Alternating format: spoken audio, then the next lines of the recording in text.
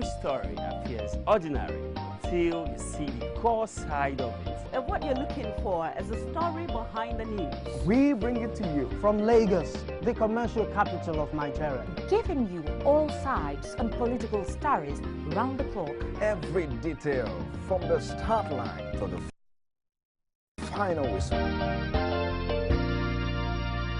CoreTV News, expanding your view.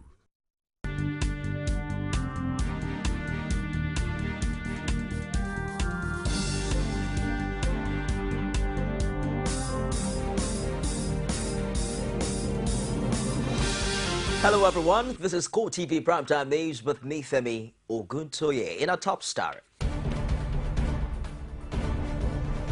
President Muhammadu Buhari asks that Nigeria be allowed to head the multinational joint task force fighting Boko Haram insurgents.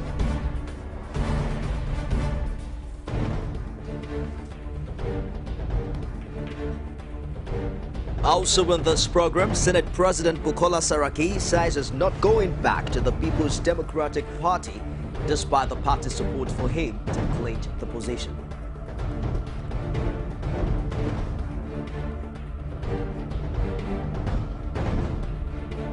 The Nigerian National Petroleum Corporation says the Port Harcourt refinery will commence operations in July.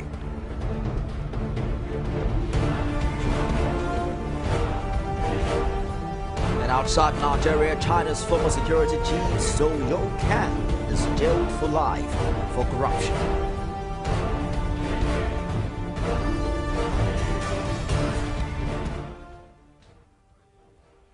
And now the news and details. President Muhammadu Buhari wants Nigeria to remain in charge of the multinational joint task force until the end of the war against insurgency.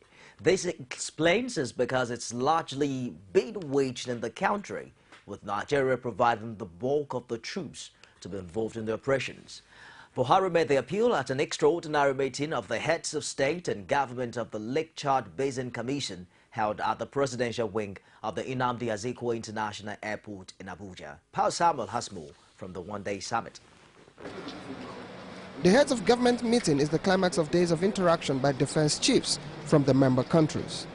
President Buhari was on hand to personally receive his counterparts at the presidential wing of the Nnamdi Azikiwe Airport, Abuja.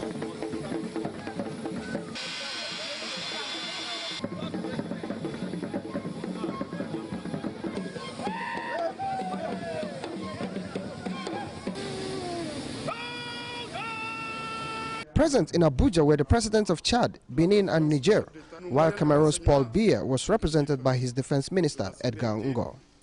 In his opening remarks at the extraordinary meeting, President Buhari appreciated member countries of the Commission for identifying with Nigeria in its bid to tackle insurgency, especially in the northeast. He thereafter proceeded to appeal with the leaders to allow Nigeria retain the position of the first commander of the MNJTF throughout the period of the war against insurgency. I am, however, of the opinion that military operations that are subjected to a rapid turnover of command and control structures, 6 months duration, as it is being proposed in the document before us, do not augur well for effectiveness and efficiency. Such a process will undermine, even if it is not intended, the military capacity to sustain the push against the insurgents, who also have the uncanny ability to adapt and rejig their operational strategies. To ensure the fight against insurgents is sustained among member states, Buhari promised to redeem the pledge of $100 million made by the Jonathan administration for the smooth takeoff of the MNJTF. Permit me at this juncture to recall that Nigeria has already pledged the sum of $100 million United States dollars for the smooth takeoff of the MNJTF.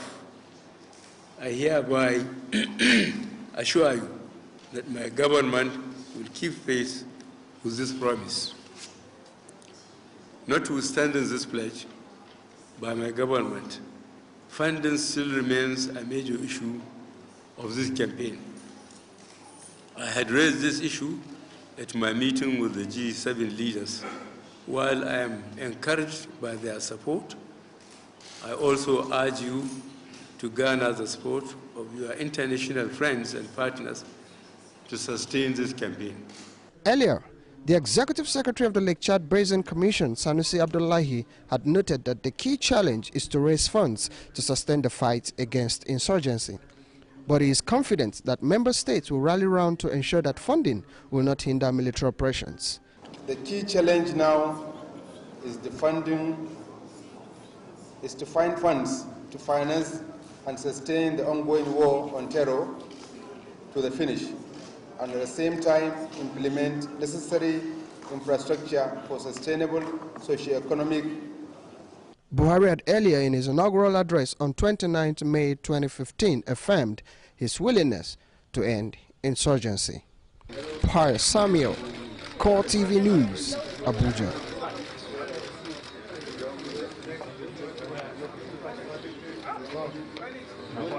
Meanwhile, President Muhammadu Buhari on Thursday said he had directed the nation's service chiefs to produce a list of logistics needed by the military to successfully execute the war against the Boko Haram sect.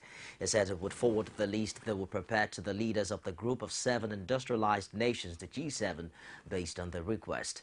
Buhari disclosed this while speaking with journalists at the end of the extraordinary summit of heads of state and government of the Lake Chad Basin Commission and Benin Republic at the presidential wing of the Nnamdi Azikiwe International Airport in Abuja. He said the leaders of the G7 requested for the list during his recent meeting with them in Bavaria, Germany. He added that based on the request, he had informed his colleagues in the commission to also prepare the country's lists for the same purpose. He explained that the final list that would be forwarded to the G7 would be drafted at the end of the African Union Summit holding in South Africa. Buhari said members of the G7 were anxious to render assistance, especially when the Boko Haram sect declared its loyalty to the Islamic State of Iraq and Syria. He also explained that the rules of engagement among the troops of the member states have been clearly spelled out. The Chief of Army Staff, Kenneth Manima, on Thursday paid an operational and morale-boosting visit to troops on the front line fighting against Boko Haram terrorists in Borno and Adamawa states. During the visit, he addressed and encouraged the troops of 7 Division Strike Group and 121 Special Force Battalion that comprised the Armed Forces and Nigerian Army Special Forces located in Polka, 26 Task Force Brigade in Goza and 28 Task Force Brigade, as well as 174 Battalion in Mubi. A statement by the Acting Director, Army Public Relations, Sonny Usman, said in Polka, the Commandant 7 DSG, Umar Abubakar, and the Commanding Officer of 121 SF Battalion, Murtala Abdusalam, briefed the COAS and their respective commands. He said Manima commended them for their performances and thereafter addressed the troops, saying he came to thank and commend them for their valor, for the courage and bravery which turned the tide against the Boko Haram terrorists and their accomplishments thus far. Manima also urged the soldiers to be more dedicated, disciplined, professional, and continue with the same zeal and determination till attainment of the set objective of locating and destroying Boko Haram camps and enclaves. Despite the arrest of 3 suspected masterminds of the kidnappings that grouped Ekiti State recently, the case of abduction is again back on the front burner, with a Reverend Father by the name Emmanuel Akingbade being the latest victim. Akingbade, the parish priest of St. Benedict Catholic Church in Ido-Ekiti, Idosi local government area of the state, was kidnapped in his residence, but the police say efforts are on now to rescue him. Rashid takes the report from here. This is a protest from the people of Ido-Ekiti to show that the huge sigh of relief let out by the Ekiti state residents over the arrest of kidnapped masterminds was, to say the least, premature. This is the same place where it all began with Margaret Aladenika, but this time it's Emmanuel Akingbade, a Catholic priest. He was kidnapped right in his bedroom, according to this eyewitness. They put a shotgun on my head that I should shut up. I should not shout and I should not say anything. If I say anything, if I shout, they gun me down. They used that gun to lead me to the father's room. They took father's laptop, handset, everything. After they finished that operation, they told the father that he should stand up and wear any clothes that is like. Father is follow them outside now. With the parishioners now thrown into mourning, the monarch of Ido-Ekiti and the State Catholic Convention are lamenting the renewed upsurge in cases of kidnapping, even as they await communication from the kidnappers. This is not the first time. About a month ago, these people struck here, and nobody did anything to help anybody. Those who abducted him, they've not made any contact with us, so the police are waiting. They've taken the statement of those they met at the mission house. The Ekiti State Police Command confirms the incident, but also added that efforts are on to rescue him from his abductors. Catholic father was kidnapped at Ido. We're making frantic efforts to make sure we get him back safe and sound. The Ekiti State government has, however, placed a bounty of 2 million naira on the kidnappers, while also directing the police to commence a statewide stop and search operation immediately. But the police also asked the state government to put laws in place to stop kidnappers. I'm sure it's because they find out that no such law exists here. That's why they're thinking they can have a field day. But if we have such laws on ground, it will deter a lot of them. While the government places a bounty on the kidnappers and the police commence the serious business of finding them and rescuing their victims, the anxiety level in the state will meanwhile remain unread. Rashid, CoreTV News, Ido-Ekiti. Despite writing on the support of the People's Democratic Party, the PDP lawmakers, to become president of the 8th Nigerian Senate, Bukola Saraki says there is no chance he would return to his former party in the aftermath of the All Progressives Congress' unfavorable disposition to his new office. He also described President Muhammadu Buhari's reaction to Tuesday's election of National Assembly leaders as a great mark of leadership and a demonstration of his commitment to democracy. In a statement issued by his media office in Wednesday, Saraki commended Buhari for remaining steadfast in his commitment to the principle of non-interference in the National Assembly, the politics of the National Assembly, even in the face of great pressure on him to act otherwise. He stated his commitment to the All Progressives Congress, saying he remains a loyal and leading member of the party who is committed to contributing his quota to building the party and helping it deliver its promise of change to Nigerian people. Meanwhile, national leader of the All Progressives Congress and former governor of Lagos, Bola Tinubu, says he cannot recognize the emergence of Bukola Saraki as Senate President. Tinubu, who was speaking at the party's national headquarters, said the emergence of Bukola Saraki as Senate President is a kangaroo arrangement.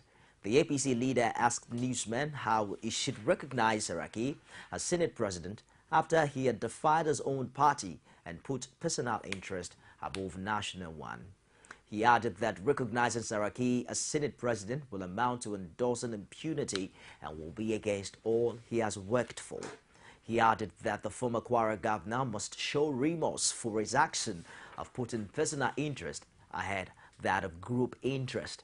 He added that though he is not God, but he cannot endorse what is not good for the party.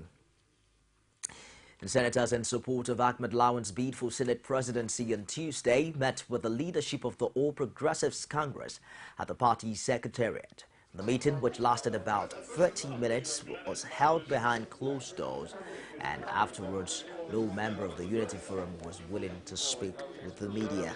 The party, however, insists that it has not taken a final decision on whether to mount a legal challenge to Bukola Saraki's emergence as Senate President.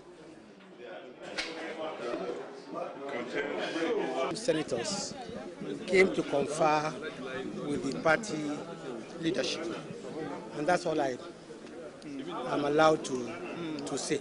Confer on what? You see, they are our senators. They have the right to confer with the party leadership. They came to confer on the crisis in the National Assembly today. Okay. So what's the way forward, sir? Now we will let you know. We'll be back after this break with more stories. Don't go away. That's a sign of protest, saying that things are not good. Women share the most amazing thoughts when it's close to the time our people will protest on national issues. That was their own point. That was an accident. That is different. And they do it Politics is about being a servant. passionately. Without a woman, there will be no success at all. Sharing the adorable word of women. There are some women who have what it takes. In politics. Margaret Thatcher, Iron Lady. When she's too soft, she's too soft. Only on CoreTV News. If you're just joining us, you're on to CoreTV Primetime News, and another look at our top stars.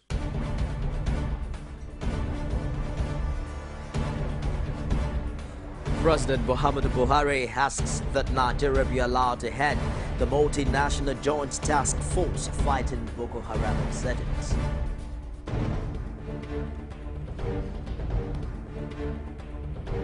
Senate President Bukola Saraki says he's not going back to the People's Democratic Party, despite the party's support for him to clinch the position.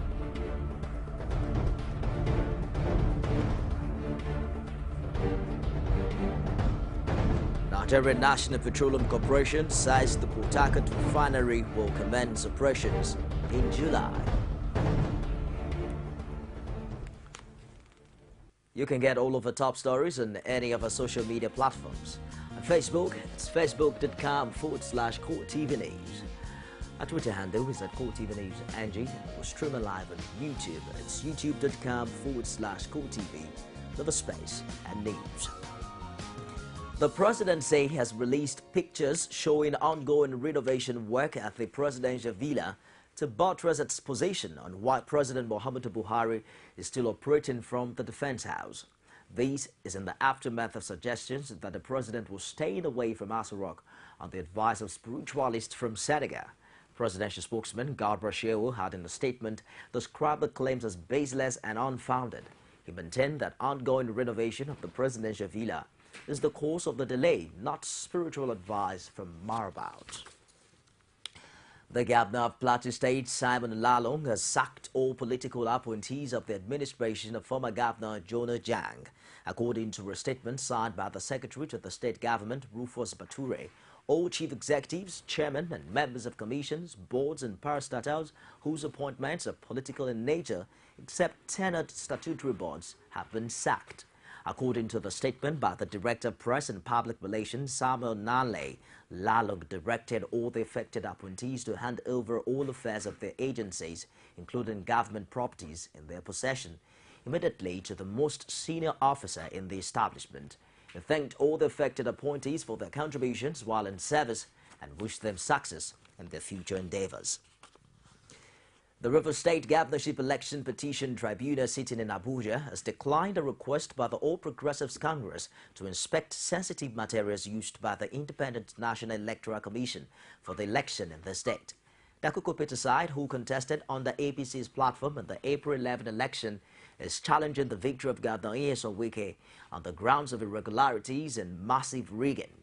The petitioner, Hapu's counsel Olumide Olujime, asked the court to allow him to invite forensic experts to inspect the ballot papers, incident forms, computers and other materials used by INEC for the election.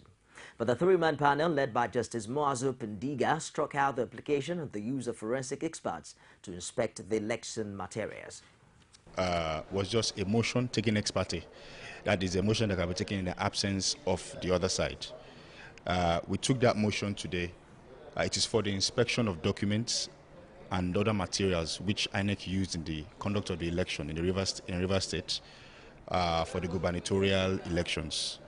The court granted us 3 legs of our prayer for the inspection of the documents, but it is the part where the experts of the petitioner would have to test the card readers, the computers and other electronic devices used for the election. That is the one which the tribunal struck out.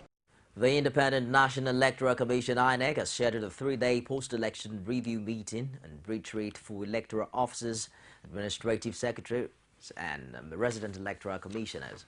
INEC said in a statement that a 3-day retreat will start with a meeting with electoral officers on Monday, June 15, scheduled to hold at NAF Conference Hall, Kado District, Abuja. The administrative secretaries and resident electoral commissioners will hold on Wednesday 17 and Thursday 18 respectively at the Le Meridian Hotel, Uyo, Akwa Ibom. Also, the commission is to validate the 2015 election report.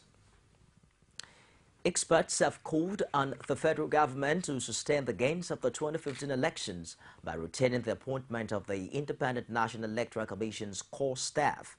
They also urged the President Muhammadu Buhari administration to ensure that the next leadership was based on proven competence and integrity, just as the current INEC chairman, Atahiru Jaga, is expected to finish his term in June. This was contained in a communique issued on Thursday after a two-day stakeholders review meeting on media and the 2015 elections organized by Democratic Governance for Development Project of the United Nations Development Program and the European Union. During the two-day workshop, the Resident Electoral Commissioner in Lagos State, Akin Rebi, stated that the INEC would improve on its electoral process ahead of the 2019 polls, especially in the areas of production and distribution of the PVCs. The Plateau State House of Assembly has elected Peter Tang Azi of the All Progressives Congress as the Speaker at the rescheduled session election following earlier forced start. The emergence of Azi followed the stepping down of Stephanos Nwasat of the People's Democratic Party. With the decision of Nwasat to step down, the House then endorsed Azi as Speaker of the 8th Assembly. A Plateau correspondent filed in this report presented from our studios. Peter Atangazi emerged Speaker after his opponent from the People's Democratic Party for the position is Stephanos Nwasat stepped down. PDP's Abubakar Babayo Gagdi also emerged as the Deputy Speaker. This was after he had defeated Amos Konto, also of the PDP. Gagdi polled 13 votes while Konto mustered 10. Azi and his deputy were thereafter sworn in by the Clerk of the House, Ayuba Gongo.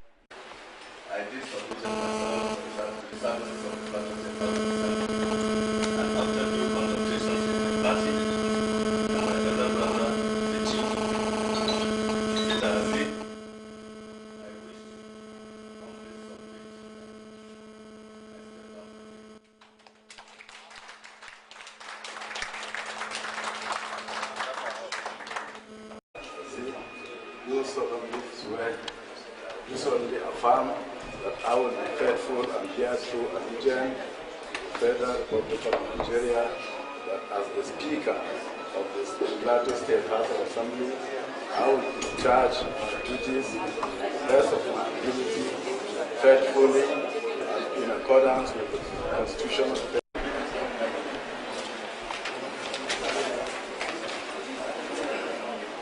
office as the Deputy Speaker of the Plateau State House of Assembly. I, Honorable Yusuf Ahmed, do solemnly swear that I will be faithful and bear true allegiance to the Federal Republic of Nigeria, that as Deputy Speaker of the Plateau State House of Assembly, I will discharge my duties to the best of my ability, faithfully and in accordance with the Constitution of the Federal Republic of Nigeria and the law. The Speaker later inaugurated the remaining 23 other members of the Assembly to effectively kickstart the 8th Assembly's legislative tenure.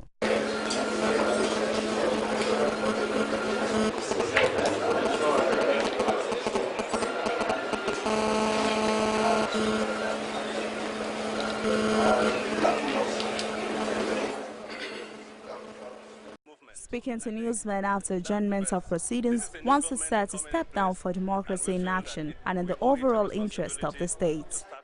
He said his action is to allow for a smooth running of governments in Plateau State. That was democracy in action. Yeah, no, democracy in action is when you told the path of smooth movement. I think that's the best. This is a new government coming in place, and we feel that we owe it a responsibility to start on a very smooth and clean note by agreeing with ourselves. We are going to be working as a house for the next 4 years. So the starting point is also very important. It will lead us into the future. So I think what I did was in the best interest of the house, the system, and of course the government. The House has seized adjourned proceedings to reconvene at a yet-to-be-announced date. A federal high court in Abuja has fixed July 22 for judgment on the suit of alleged age falsification leveled against the recently inaugurated governor of Cross River State, Benedict Ayade. The suit, instituted by People's Democratic Party governorship aspirant in the state, Joe Agi, who's also a senior advocate of Nigeria, sought an order removing Ayade as governor on the basis of the age falsification allegation. The first and second defendants are the PDP and the Independent National Electoral Commission. Ayade is the third defendant in the suit. Justice Abdulkadir Abdulkafarati fixed the case for judgment on Wednesday. The plaintiff, who was runner-up to Ayade in the governorship primary organized by the PDP held in Cross River State on December 8, 2014, alleged that Ayade had an oath in different affidavits given conflicting dates as his year of birth. The people of Idiato North local government area, home of the governor, Rochas Okorocha, says victory in the just concluded 2015 general elections and his subsequent swearing as governor for a second term means a lot to them. They say that the governor will be celebrated by them having brought honor to his people by his performance so far. Ajibade officer who attended the press briefing by the Idiato Nation in Owerri filed in this report. Speaking on behalf of the coalition of Idiato Nation, which is an organization to ensure the development and well-being of the people of Idiato, Emmanuel Ezeonyewu, chairman of the coalition of Idiato Nation, says the governor deserves any honor given him by his people. That in the history of this state, Rochas Anayo Chukwu Okorocha is the best governor this state produced. From the zone to Okigwe zone to Owerri zone. In terms of infrastructure, in the history of this nation, you can count how many states that have free education. This is the flagship of this administration. In the areas of infrastructure, this state have built more roads than any other government that have built roads this state. For John Paul Uchemba, Rochas Okorocha deserves to be celebrated for his track records. Never expected. Maybe he was still about 2-3 years ago. But there is different this one we are doing now. I want to let him know that Idiato is solidly behind him. We are behind him. We are behind him. We still behind him. Whenever, whatever, at any time. They all call on the people of Imo State to join them in celebrating the governor at the Holy Trinity Catholic Parish, Oboko, Idiato South. Ajibade Awofeso, CoreTV News, Owerri. The Port Harcourt Refining Company Limited will start refining crude oil and will contribute to petroleum product availability by the end of this month, Nigerian National Petroleum Corporation said. Now, it also assured that on or before the end of this week, the scarcity of the premium motor spirit, otherwise known as petrol, will cease across the country. The Group Managing Director, NNPC, Dr. Joseph Dawa, disclosed this in Abuja on Thursday after inspecting some petrol stations in the city. NNPC has 4 refineries, 2 in Port Harcourt and 1 each in Kaduna and Warri. The refineries have been a combined installed capacity of 445,000 barrels per day. A comprehensive network of pipelines and depots strategically located throughout Nigeria link these refineries. Dawa said the maintenance exercise on the refineries was spontaneously taking place in all the facilities. The Managing Director of Pipelines Product Marketing Company, Haruna Mama, stated that the NNPC imports 50% of petroleum products into the country. He noted that when the ongoing rehabilitation and turnaround maintenance of the Port Harcourt refinery is completed in July 2015, the plant will run at 80% installed capacity and produce 5 million liters of petrol on a daily basis. Meanwhile, Dawa called on marketers to start importing PMS, stressing that the distribution challenge of PMS was largely due to the non-involvement of marketers, a development which resulted in a scarcity nationwide. We'll be back after this time out with business, sports, and stories outside Nigeria. Don't go away.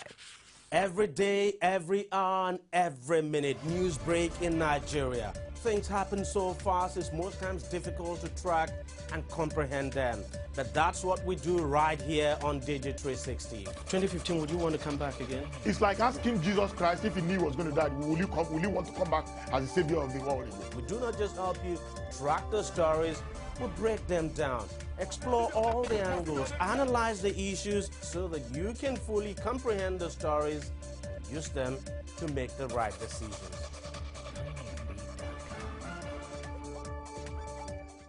On business tonight, the Nigerian National Petroleum Corporation (NNPC) says on Thursday that it had 1.1 billion litres of petrol in stock to ease the current fuel scarcity nationwide. The NNPC Group Managing Director Joseph Dawa made the disclosure in Abuja while briefing newsmen on the petrol supply situation. As today, Thursday, June 11, 2015, BPMS petrol motor spirit stock level of 1.1 billion litres, representing 27 days sufficiency, is available. This stock is excluding volumes with firm delivery laycans within the next couple of days. With this level of stock, we have intensified our vessels and trucking operations to ensure that PMS is available at our inland depots and retail outlets nationwide. End of quote. Eurobond image soars wealth coaching after providing a haven from the global bond market sell-off. Speculative grade securities have now joined the rout, tumbling almost 1% since the end of May. Investors are starting to flee, yanking $1.5 billion from the two biggest high-yield bond exchange traded funds over the past week, according to data compiled by Bloomberg. Now, this is a reversal in fate for bonds that had gained 4.8% in the first 5 months of 2015 and suggests that junk bond investors will only tolerate rising benchmark yields for so long before they too bail. Price action was miserable across risk assets yesterday, and head of macro credit strategy at the Brain Capital LLC, Peter Chair, wrote in a note on Tuesday, it was the first time since yields shot higher than credit markets felt weak. End of quote. Importers of abandoned goods worth over 10 billion naira at the Ikorodu Light Terminal in Lagos. The goods was gathered were moved to the terminal to decongest the Lagos ports. Most of the goods sources at the Federal Ministry of Finance said were declared by the officials of Nigeria Ports Authority and the Nigeria Customs Service as overtime cargoes. No fewer than 7,000 overtime cargo, that's containers, were transferred and abandoned by the NPA and Customs at the IFT in the last 3 years. And now to some sports stories. 11 Australia's first-half goal was enough to take Germany through to the quarterfinals of the FIFA Under-20 World Cup in New Zealand on Thursday at the expense of Nigeria. But while the Flying Eagles could not be faulted for effort, their inability to create meaningful scoring chances proved to be their undoing. Prior to the game, it was expected that Germany would attempt to build their attacks by retaining the ball, with Nigeria utilizing the counter-attack. Meanwhile, the Flying Eagles were looking for opportunity to break and found one shortly after the quarter hour when Taiwo Awoniyi broke down the right. He delivered a low cross into the box, which Xavier Godwin almost reached. Germany took the lead in the 19th minute when Stendera's pressure on Kingsley Sukari led to him stealing the ball just outside the Flying Eagles' box. Ultimately, the Germans hung on to book a quarter-final clash with Mali and stay back in Christchurch, while Nigeria's Flying Eagles are heading back home. Walter De Gregaro will resign from his post as Director of Communications within scandal-rocked FIFA. The Swiss, who joined FIFA in 2011, will stay on as a consultant until the end of the year. FIFA Director of Communications and Public Affairs Walter De Gregaro resigned from his position with immediate effect on Thursday. Nicolas Mangata's deputy has been named to replace De Gregaro on a temporary basis. The Swiss former journalist joined FIFA in 2011 after working on Blatter's campaign team during that year's presidential election. And to other stories outside Nigeria, we have this coming in from China. Ex-security chief Zhou Yongkang has been jailed for life. the most senior politician to face corruption charges under communist rule. He was found guilty of bribery, abuse of power, and intentionally disclosing national secrets. China's official Xinhua news agency reports. Until his retirement in 2012, Mr. Hu Zhu was one of China's most powerful men. He was put on the investigation 1 year later as part of President Xi Jinping's major anti-corruption campaign. State TV showed a clip of Mr. Zhu pleading guilty at a closed-door trial in the northern city of Tianjin. When responding to the judge, he said he would not launch an appeal. Landslides and floods have hit 6 villages and killed at least 15 people in eastern Nepal, according to official reports. This comes weeks after much of Nepal was devastated by 2 earthquakes that left more than 8,000 people dead. Torrential rain in the Tapojang region caused Mewal and Tamil rivers to burst their banks, triggering the landslides. Landslides are common during Nepal's monsoon season, which begins this month and lasts until September. Officials and rescue workers say that the death toll could still rise. At least 15 people in the villages of Lebang, Lingtep and Kotin remain unaccounted for. Nepal's Department of Hydrology and Meteorology told the BBC that he had recorded 130 millimeters of rainfall in the area in the last 24 hours. Sir Christopher Lee, the veteran actor and star of many of the world's biggest film franchises, has died at the age of 93. The English-born actor, who made his name playing Dracula and Frankenstein in the Hammer horror films, appeared in more than 250 movies. He was best known for his villainous roles, including Scaramanga in James Bond and evil wizard Saruman in The Lord of the Rings. The actor's other credits include The Wicker Man and Star Wars. The actor is reported to have died on Sunday at Chelsea and Westminster Hospital in London after being hospitalized for respiratory problems and heart failure. To end CoreTV Primetime News tonight, a recap of our top stars.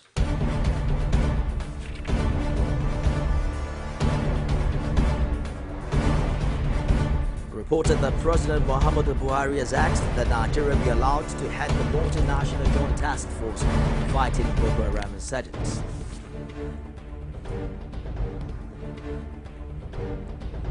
The Senate President Bukola Saraki says he's not going back to the People's Democratic Party, despite the party's support for him to clinch the position.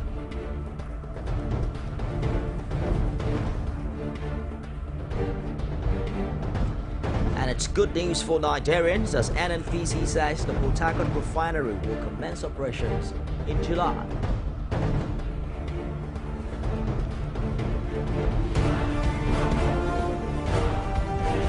China's former security chief and one of the most powerful men in the country, Zhou Yongkan, has been jailed for life for corruption.